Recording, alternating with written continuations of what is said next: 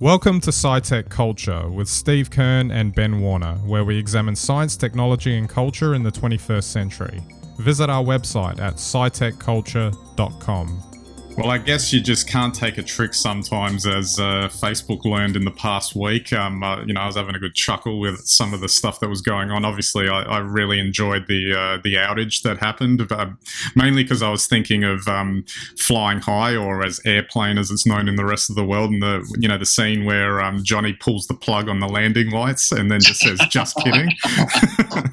I'm evilly enjoying this because I think my overall view of Facebook in probably the last I can't remember exactly when, probably around 2012 probably, it started going downhill, and I just we'll discuss this later on in the other part of the Facebook topic, but it's just, I thought it was just fun that it wasn't available for 6 hours worldwide, and you could imagine a bunch of people curling up in the fetal position, unable to access the thing. Well, we saw the breakfast TV show programs, Ben, oh my God, I woke up and there was no Facebook, well, if that's what it's come to. Well, I think it was just all right, we'll focus on the actual outage itself. I just found it I've read a little bit about the technicalities. I don't think that's necessarily important in terms of the effect, I guess, but I think I found it funny, just imagining being the poor engineer that uploaded the wrong update that set it all off. I'm sure he's out in his butt now, especially because he cost the big Zuck, $6 or $7 billion off of his net value or whatever it was. But it wasn't automated. The AI didn't do it. If I was the engineer, that's what I'd be saying. The AI is smarter than the Zuck at this point. The other, I guess, just from an infrastructure point of view, I guess it does highlight that these services can potentially be vulnerable to, in this case, an error. But it could be something else, the right hack or something like that. And it could potentially mean that any one of these big tech companies and their online services could just go offline. I guess maybe the most surprising thing is that for a company that never, their site never goes down, I find it interesting that there wasn't redundancy in place, as opposed to getting, locked out of all their buildings, and they had to manually switch the servers on, one at a time kind of thing, well, more or less. Well, that's right. Well, I actually, that's why I tend to believe their story, that it was a server configuration, because, I'm sure they've got major redundancies against any sort of cyber attack. And the fact that they couldn't do anything about this suggests that it probably wasn't a cyber attack.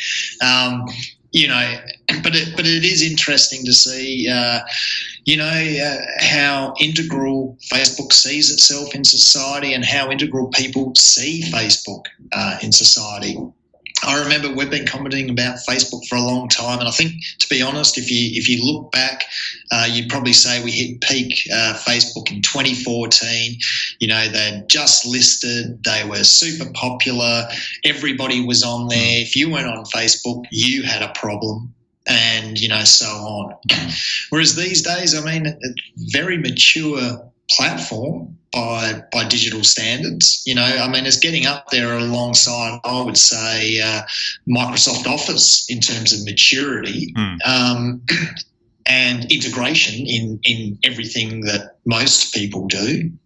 So it's a critical platform. If you apply the same test and say Microsoft Office would just go down, I'm sure it'd be even more. There'd probably be even greater consternation. But it is exactly what it is, and the questions now around Facebook and its format and its size and integration into society are now all live, I guess. And I think that kind of goes to the whole idea that it's the fun party that's now, I think, it's been over for some time now, in terms of what it was versus what it's become.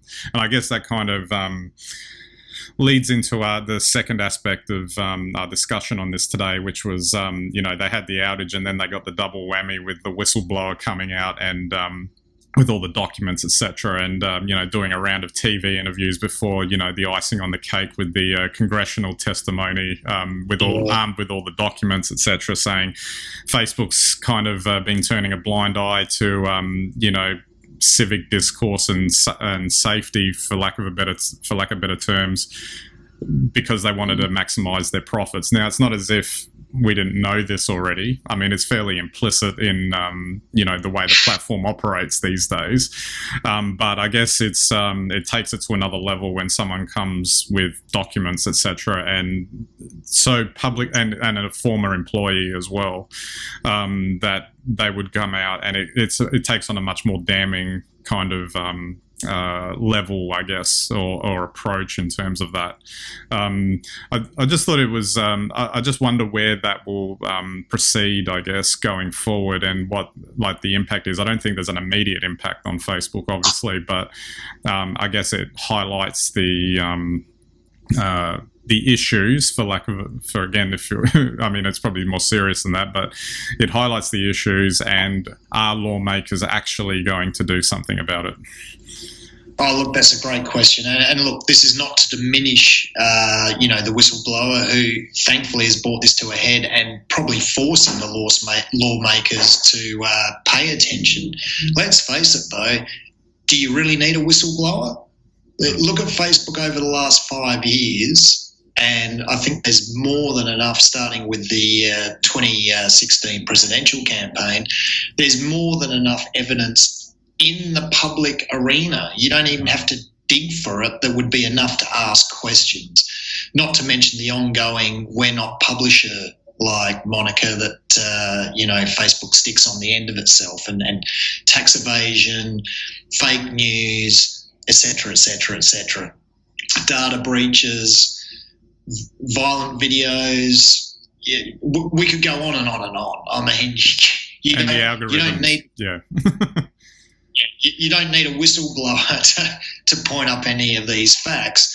I guess what's really surprising is that this is all documented on the inside. Yeah. And, in that regard, then Facebook probably has a pretty good idea of what it's doing.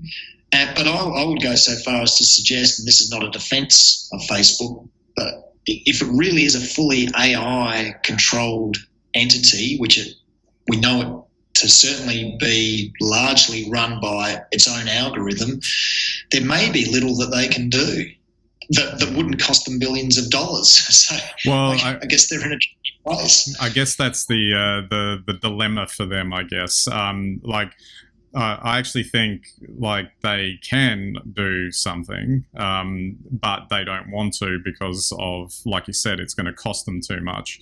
And it's unfortunate that if they are having to be forced to do it, what does that say about, the company itself? Now, I can't sit here and say Facebook's the only one that would be guilty of, prioritizing profits, because I'm pretty sure they're all doing it to some level, despite what they're saying. I guess it's just more insidious in Facebook's case, because it seems like their entire product is is evolved into something that is promoting so much negativity around the place. And it's interesting you mentioned the whole publisher argument, which we've discussed many times in the past, that's resurfaced again in the discussion this week, that they should be held liable for whatever is published on their platform. But that could probably mean the end of their platform, at least in the way it's kind of designed at the moment, because the whole thing is likes and comments.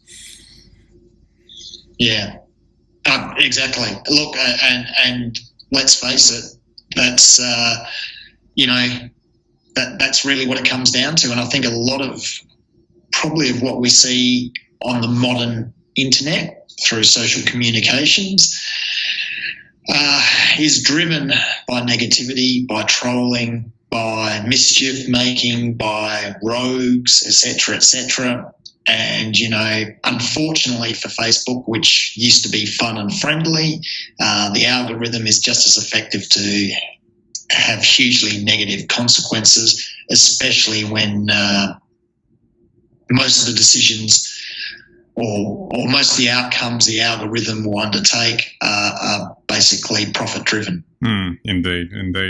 I guess just finally, I guess it's sort of like a where to from here. I mean, it's anyone's guess kind of where it goes. I guess the big question is, like, say if we focus on the US, is whether or not they'll actually do something who knows what that is in terms of a law or making them accountable for something. A big question that kept coming up this week, which was probably more focused than it's ever been, is that, you know, the big Zuck is basically unaccountable.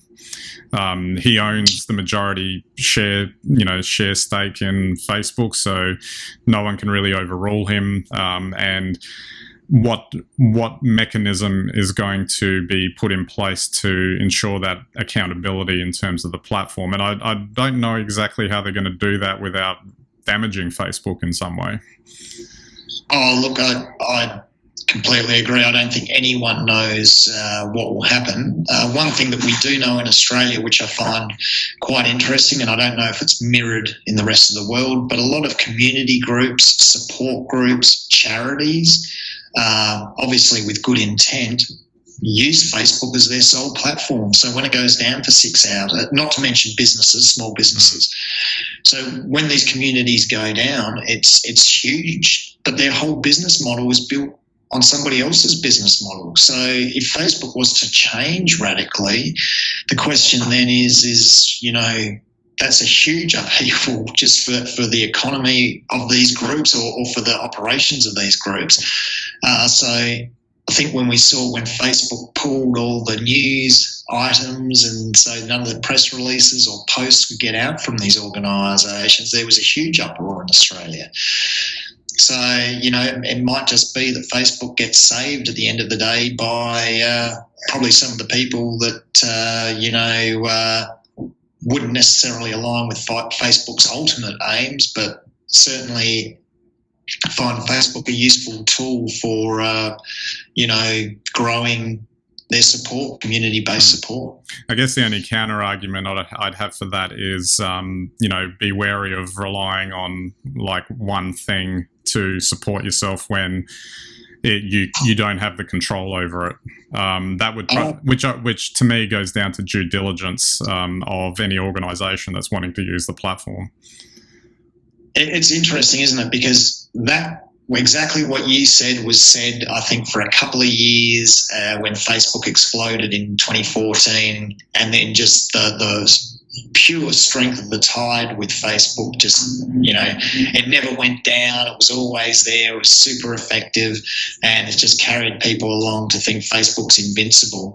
And now it's, facing obviously, the dangers of just internal disruption. It's obviously always under threat externally, I'm sure. And then, outside of that as well, you've got effectively, the fact that, these groups, need Facebook, even though they were probably always warned otherwise. Yeah, indeed. All right, Steve, we might wrap it up there, and I guess we'll see if Zuck gets his money back in the next week or so. But odds on, maybe not at this point. Well, it's hard to know. I mean, those reports that have been released are fairly damning. Yeah. And, I mean, there's even the report in there that, American teens are turning away from Facebook. So, I once had it said to me, as I often say on this, back in 2012 or 2014, if you went on Facebook, you had a problem. But if Facebook drops below a certain percentage, then it's not ubiquitous, and then maybe it's not Facebook as we knew it. Absolutely. All right, so don't forget to check out our website, SciTechCulture.com. You can get all of our links and content there. You can subscribe to our YouTube and Vimeo channels, our RSS feeds, and watch us on any and all of your devices, and we greatly appreciate your visits to our website. All right, so that's it for this episode. We'll catch you next time.